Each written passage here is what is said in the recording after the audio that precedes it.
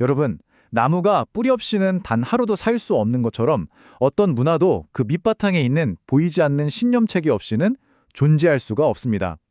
오늘 우리는 바로 그 뿌리, 우리 세계를 건강하게 만들기도 하고 또 병들게도 하는 그 근본적인 믿음의 세계로 함께 깊이 파고 들어가 보려고 합니다. 뉴스를 켜거나 주변을 둘러보면 뭔가 좀 이상하다, 뭔가 근본적으로 잘못된 것 같다는 생각, 다들 한 번쯤 해보셨을 거예요. 사회는 점점 더 분열되는 것 같고 미래는 불확실해 보이죠? 도대체 왜 이렇게 많은 사회가 동시에 비슷한 위기를 겪고 있는 걸까요? 어쩌면 그 답은 우리가 평소에 잘 보지 않던 곳에 있을지도 모릅니다. 자, 이 복잡한 문제를 좀 더 쉽게 이해하기 위해서요. 오늘 이 시간 전체를 관통할 아주 강력한 비유를 하나 들어볼게요. 바로 나무입니다. 우리가 매일 뉴스에서 보는 사회 문제들 있죠? 그건 나무의 열매 같은 거예요. 그런데 열매가 썩었다고 열매만 탓할 게 아니잖아요. 우리는 그 썩은 열매를 맺게 한 보이지 않는 뿌리, 즉 그 사회의 근본적인 믿음과 세계관을 먼저 살펴봐야 한다는 겁니다. 그래서 오늘 우리는 이런 순서로 한번 따라가 볼 겁니다. 먼저 세상을 나무로 보는 법을 배우고요. 우리 사회에 열린 나쁜 열매들을 진단해 본 다음에 이 모든 것을 바꿀 수 있는 이야기와 여러 세계관의 충돌을 살펴볼 겁니다. 그리고 마지막에는 개혁을 위한 부르심과 우리 국가의 미래를 선택하는 문제까지 다뤄보겠습니다. 자, 그럼 첫 번째 섹션, 세상을 나무로 보기. 이제 현상의 표면이 아니라 그 아래를 들여다볼 시간입니다. 핵심은 바로 이겁니다. 그러니까 사회 문제들이 그냥 어느 날 갑자기 무작위로 툭 튀어나오는 게 아니라는 거죠. 가난이나 범죄 같은 나쁜 열매는 단순히 정책 몇 개가 실패해서 생긴 결과가 아니에요. 그건 그 사회가 공유하는 핵심 믿음, 바로 뿌리라는 토양에서 자라나는 겁니다. 토양이 오염됐는데 어떻게 거기서 좋은 열매가 열리겠어요? 불가능하죠. 자, 그럼 두 번째로 넘어가서 이 나쁜 열매라는 게 구체적으로 뭔지, 우리 문화가 보내고 있는 위험 신호들을 한번 진단해 보겠습니다.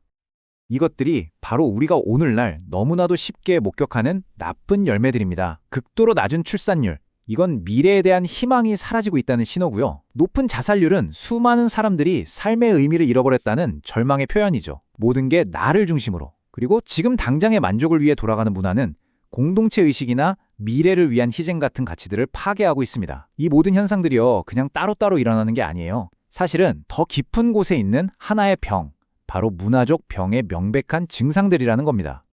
정말 섬뜩한 말이죠.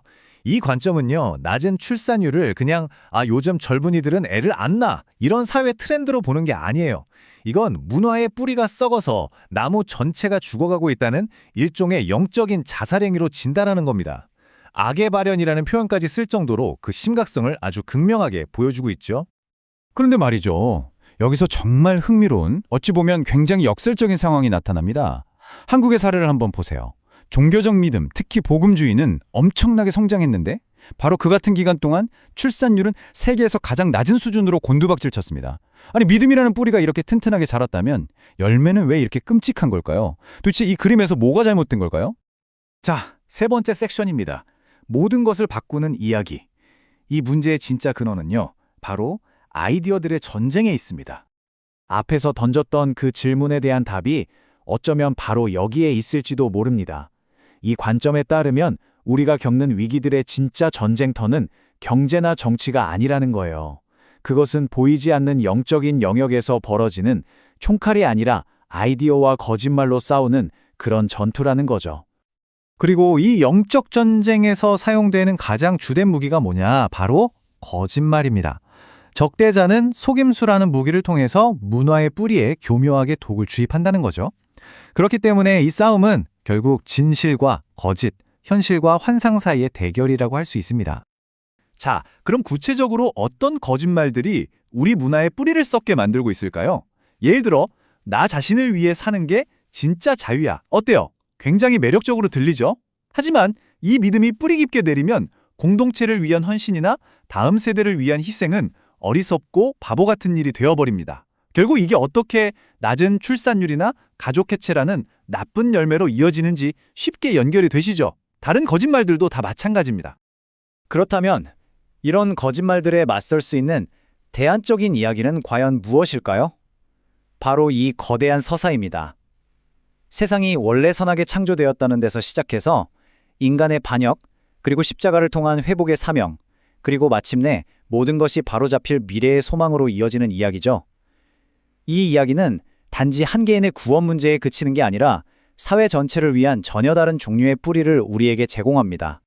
바로 이 지점이 핵심적인 관점의 전환이라고 할 수 있습니다. 우리는 흔히 대위임령이라고 하면 그냥 한 사람 한 사람 전도해서 영혼을 구원하는 걸로만 생각하잖아요. 하지만 이 자료는 그보다 훨씬 더 거대한 비전을 제시합니다. 바로 나라들을 제자 삼는 것, 즉 한 문화 전체를 진리의 이야기로 변화시키라는 부르심이라는 거죠. 자, 네 번째 섹션으로 넘어가서 이 세 세계의 충돌에 대해 한번 살펴보겠습니다. 오늘날 문화 전쟁이 벌어지는 구체적인 전선이 어디인지 분석해보는 거죠. 이 표를 한번 보세요. 지금 이 시대를 지배하고 있는 세 가지 핵심 세계관을 정말 놀랍도록 명확하게 비교해주고 있습니다. 모든 것을 영적인 것으로 보는 정령숭배, 모든 것을 물질적인 것으로만 보는 세속주의, 그리고 창조주와 목적을 인정하는 성서적 유신론이 있죠. 우리는 누구인가? 우리의 미래는 어디로 가는가? 같은 아주 근본적인 질문에 이 세 세계관이 얼마나 다르게 대립하는지 한번 보세요. 이게 그냥 철학자들끼리 하는 고리타분한 논쟁이 아니에요. 어떤 뿌리를 갖느냐가 한 사회의 흥망성쇠를 결정하는 아주 실질적인 결과의 차이를 만들어내는 겁니다. 자, 싱가포르 예를 한번 들어볼까요? 세속주의적인 관점에서 보면 천연자원이라고는 아무것도 없는 작은 섬나라는 가난할 수밖에 없어요. 왜냐하면 세상의 파이는 한정되어 있으니까요. 하지만 성서적 유신론의 관점에서는 하나님의 형상대로 지음받은 인간의 창의력이야말로 진짜 자원입니다. 싱가포르는 바로 그 보이지 않는 자원, 즉 인간의 혁신과 창의력으로 세계적인 부자 나라가 되었죠. 어떤 뿌리, 즉 어떤 세계관을 선택하느냐가 현실을 어떻게 완전히 바꿔놓을 수 있는지 보여주는 정말 강력한 증거라고 할 수 있겠죠. 자, 그럼 다섯 번째입니다. 개혁을 향한 부르심. 이제 이 모든 이해를 바탕으로 우리가 어떻게 행동해야 할지 한번 이야기해 보겠습니다. 이제 우리는 아주 현실적이고 어쩌면 가장 치열한 전쟁터에 도착했습니다. 바로 우리 아이들의 교육 문제입니다.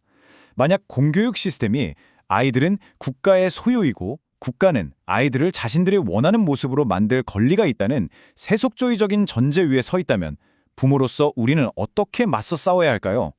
이건 단순히 교육 정책의 문제가 아니라 다음 세대의 영혼을 건 싸움입니다. 이 싸움에 필요한 용기가 어떤 것인지 캐나다의 심리학자 조던 피터슨의 일화가 잘 보여주는 것 같아요. 정부가 특정 대명사 사용을 강제하는 법을 만들려고 하자 그는 이것이 개인의 표현의 자유를 침해하고 국가가 개인의 언어를 통제하는 아주 위험한 선례가 될 것이라며 공개적으로 맞섰습니다. 훗날 그는 이 경험을 통해서 우리가 너무나 당연하게 여기는 진리라는 개념 자체가 사실은 성경이라는 뿌리가 없었다면 존재할 수조차 없었다는 깊은 깨달음을 얻었다고 고백했습니다. 국가가 강요하는 이념 앞에서 진리를 지키는 용기가 얼마나 중요한지를 보여주는 이야기죠. 자, 그럼 문화를 개혁하기 위한 구체적인 행동 경로는 뭘까요? 바로 이겁니다.